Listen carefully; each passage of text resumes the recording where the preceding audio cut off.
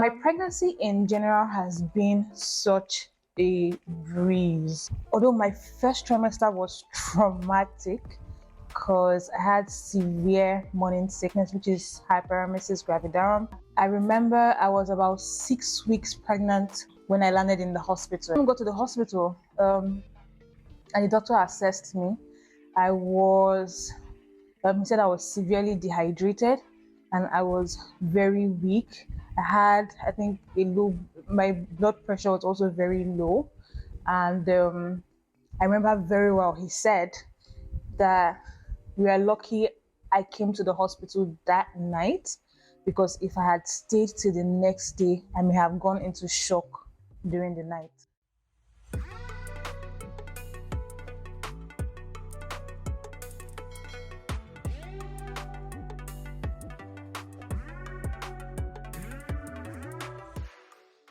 Hey guys, and welcome back to another video in my pregnancy series. Today we'll be talking about coping or dealing with hyperemesis gravidarum. This is the first time you're seeing me on my channel or on your screen. My name is Uchechi and I'm a content creator and digital marketing consultant. This video is part of a pregnancy series. The first video, I think this is the second. This will be either the second or third video in the pregnancy series, but I've created a playlist on my channel. So if you haven't watched the other videos, you can always go to the playlist to see the other videos that I've talked about. In this series, I will be sharing my experience, right, throughout my pregnancy journey, so that if there's any first-time mom to be who is struggling with coping with pregnancy and trying to figure out what to do at certain phases or different times, then hopefully my experiences help you to know how to navigate certain situations. Okay, now before I go ahead, I just want to state that my video should not replace medical advice, right? This video is just a narration of my experience, and if you have similar experience, maybe you can try out things that I did to see if you can surpass or manage those phases or situations or circumstances, right? But please always seek the advice of a medical practitioner, of your doctor, your gynecologist, your midwife. Please do not let this video replace medical advice. All right, now let's go straight into the video. What is hyperemesis gravidarum? It's simply a case of severe nausea and morning sickness, or severe nausea and vomiting, right? So it's different from the typical morning sickness that pregnant women or some pregnant women experience while pregnant, right? In hyperemesis gravidarum, it is extreme. You are throwing up multiple times a day, and because you are throwing up multiple times a day, you are getting dehydrated, you're getting weak, you may sometimes be dizzy when you stand or when you're doing activities around. Some people have to be admitted. I had to be admitted twice, right, in the hospital and all of that, right? So it's different from the typical morning sickness that some pregnant women experience during pregnancy. Now, if I remember correctly, mine started when I was about 4 or 5 weeks. I'm saying this, I can track, because I know that I was at home trying to manage the situation for about 2 weeks before my husband dragged my ass to the hospital. And by the time he dragged my ass off to the hospital, and I had to do like a pregnancy test just to confirm that that's what it was, I was about 6 weeks pregnant.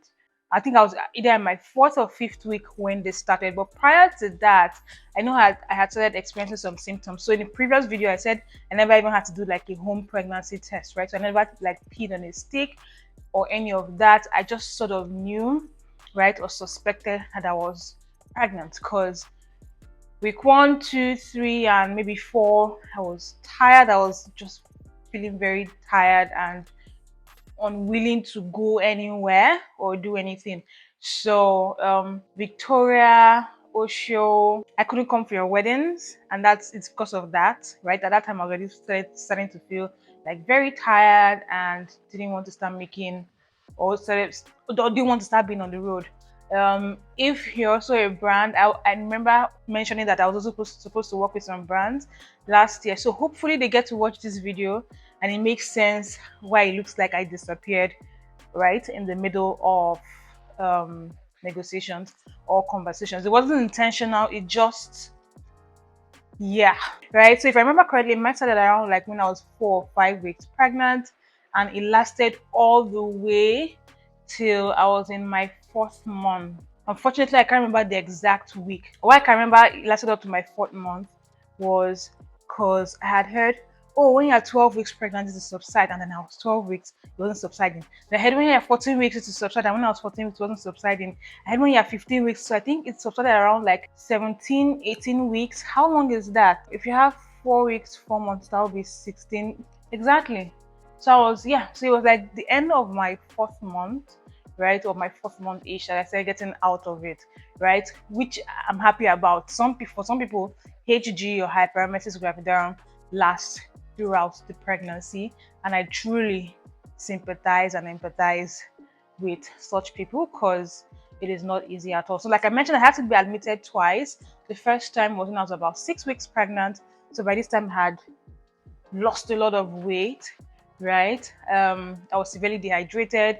I already mentioned in the previous video, I had to like take 6 bags of drip, and all of that, and some drugs and run some tests.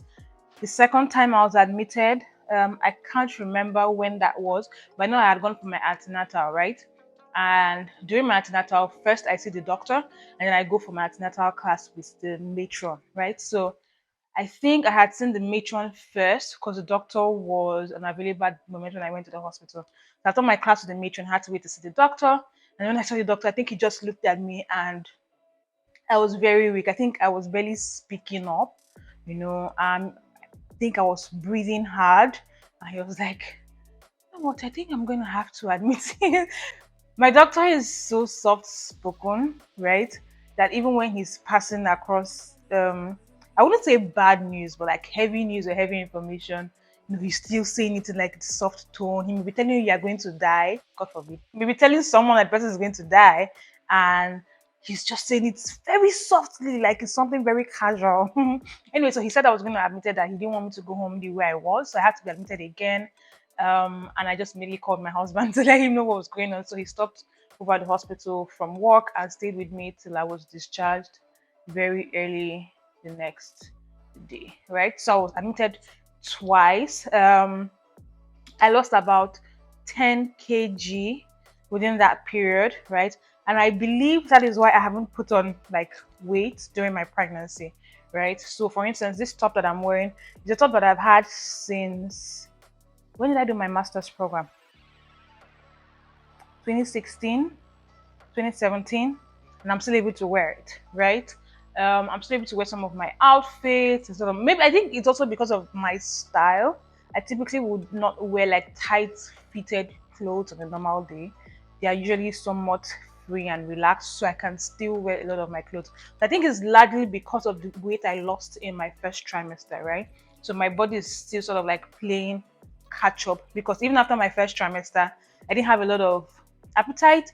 So I wasn't eating very well, which was causing a lot of concern for my doctor and matron, and they had to like add to my routine drugs and tell me to eat things like vegetables and boiled eggs every day and all of that stuff, just to increase my blood level and my strength. Okay, so that's it for my general gravidarum, hyperemesis gravidarum experience. I'm now going to talk about how I dealt with it, which is probably why you are here. Now, let me state that for some people, at least in my experience, there was no one thing that helped me cope throughout the period, right? So it's always like a trial and error process, right? So you eat this, you eat that, you drink this, you drink that, see which one your system retains, and just go along with it, right? So I tried different things. My doctor recommended drinking Ribena, so my husband bought like a few packs of Ribena, and when he saw that I was drinking it, he now had to buy, he now bought one, so like just had it in the room, in the fridge, in the room, so that I could be taking it. And that's, for a while, that's the only thing I was taking. I wasn't eating any food because I still couldn't keep food down. So it was just Ribena. I'll wake up, take Ribena, drink Ribena. My system was taking it till it stopped. So I remember my mom um came over to make unripe plantain and pepper soup. But please note, I've heard, or I was told not to you take pepper soup with the pepper soup spices. especially during your first trimester, because it may not be very good for you and the baby, right? So you may want to season or spice up your pepper soup with other things. So like crayfish. What else can you use to season your pepper soup without the pepper soup spices? I don't know, right? But just try to figure out how that can happen, right? So my mom, I remember my mom came over to boil unripe. When I say unripe, I mean unripe plantain, right? With pepper soup made with utazi leaves, right? So utazi leaves are better. So I remember I was able to take that for a few weeks before again my body rejected it and I couldn't continue taking it, right? What else was I able to take? At the point I was able to eat garden eggs with osoji, right? That's that peppered granite paste that Igbos typically eat with garden egg, right? So I was able to eat that for a while. So every time my husband was coming back, he would buy garden eggs with that, and that's what I was eating as my food throughout the day. Till again, my body rejected it and I stopped eating it.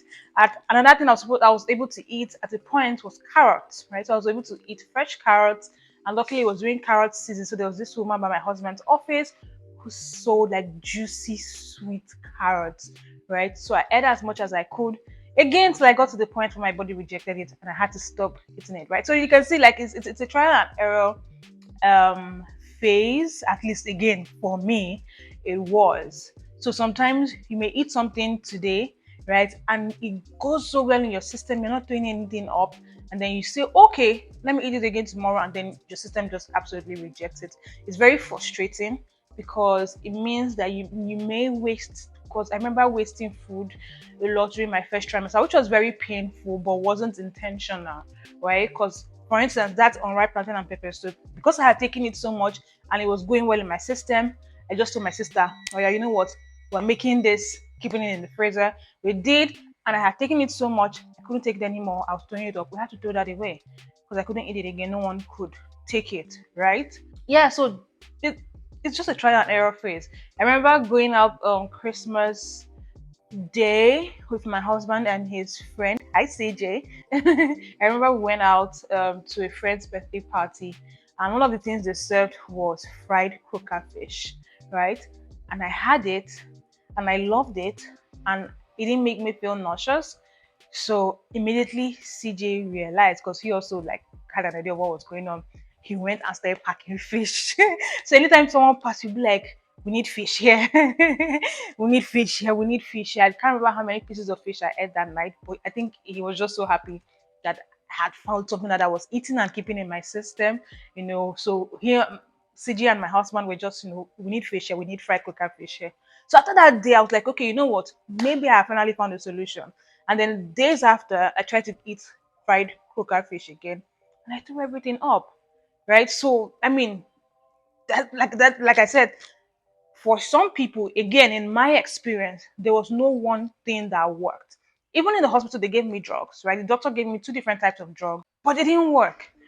They didn't stop my vomiting, so there was no point. I was just like, you know what? I'm just going to try to do this as natural as possible. The only thing, however, that I ate and never threw up was dry fish, right? Dry catfish, I believe. I believe that's catfish. So Yorubas call it ejakika, right? Um my mom has someone that she buys from. No sand, tasty, like you can actually sit and eat it as a snack. It's very tasty, it's sweet, right? So I would literally take like one or two on a tray and just go to the room, balance, turn on the TV, watch Netflix, and just eat everything from the head to the tail. Of course, I wasn't eating the flesh because I wasn't interested in that.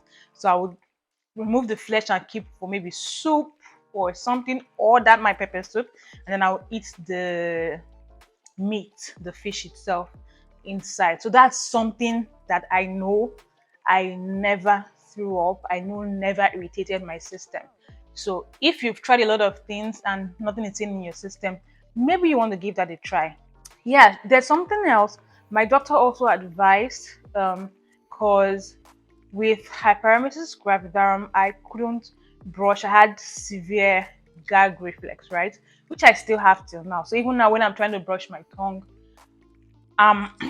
yeah, I'm almost throwing up. Luckily, I've only thrown up like 2, 3 times, like after that phase passed. So like in my 3rd trimester, right? But in my first trimester, I couldn't even try it, right? This one wasn't even brushing my tongue.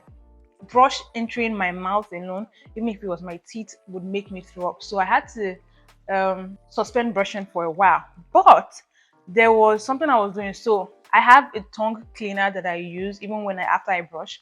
I use it to clean my tongue, right, till now, right? And I also had my mouthwash. So that's what was my help during that period, because I mean brushing was just out of it. The doctor even told me to forget about brushing my tongue. But of course, I couldn't go without brushing my tongue because mouth odor. You don't want to have that, right? So I had like a tongue cleaner. Let me see if I can get one and show you what it looks like, right? Okay, so this is what my tongue cleaner looks like, right? So I mean you use this part to just rub against your tongue, and when you're doing it, you will see you'll see what it's bringing out. So there are different types, right? Or at least I've seen like 2 different types, but this is the one I have and I use, right? So this and my mouthwash were my best friends during my first trimester or during that phase when I couldn't really brush. Shout out to the hubby. Shout out to the hubby who had to witness that or go through that phase with me, because if my breath wasn't very fresh during that period, yeah, he was able to kiss me sometimes. So shout out to the husband. Okay, so that's I think that's it. Yeah, so that's how I was able to cope with HG during my pregnancy, right? I think something else I couldn't eat throughout my first trimester and even into my second trimester was rice, no matter what form it took. So white rice, fried rice, jollof rice, fada rice, however you prepared the rice, rice and beans, rice and stew. I tried and I would always throw up. So rice was just out of it for me. So that's it. That's how I was able to deal with hyperemesis gravidarum. If you are currently going through that phase, again, I sympathize and empathize with you, because it is yeah, it is such a trying period. So if you've tried drugs and it's not working and you're not sure what else to eat, maybe you can try some of the things that I had, right, and see what works. But do not be scared to, experiment with stuff, right? I'll also advise not to cook anything in bulk during that period, right? Because like I said, you may waste stuff, right? In at least for me, again, I'll keep referring to my experience. In my experience, I wasted stuff because we would buy things maybe once or twice. We would be happy that it's going well in my system, and then it gets to a point where I can't stand it any longer, right? For Ribena, for instance, my husband saw that I was taking it so well, so he bought packs or maybe 2-3 cartons, and I couldn't drink it anymore. So he was one that ended up drinking it till it finished, right? For pepper soup, I thought it was like I had struck gold. Told my sister to make. We had like plates in the freezer. It got to a point where I couldn't take it anymore. We had to trash that, right? So if you discover something that you can eat, don't have too much of it, or try to spread out, how often you eat that thing. So maybe your body doesn't get too used to it and starts rejecting it, if that makes any sense. Okay, so that brings me to the end of today's video. I hope my experience helps you. I'll see you in my next video. In my next video, we'll be discussing sex in pregnancy. I can't wait to talk about that. So if you're interested in that, and if you're not yet subscribed to the channel, you want to hit the subscribe button so you can get notified. Oh, hit the subscribe button and turn on the notification bell so you can get notified when that video goes up. Let me know if you're enjoying the series so far, and I will see you in my next video. Bye guys.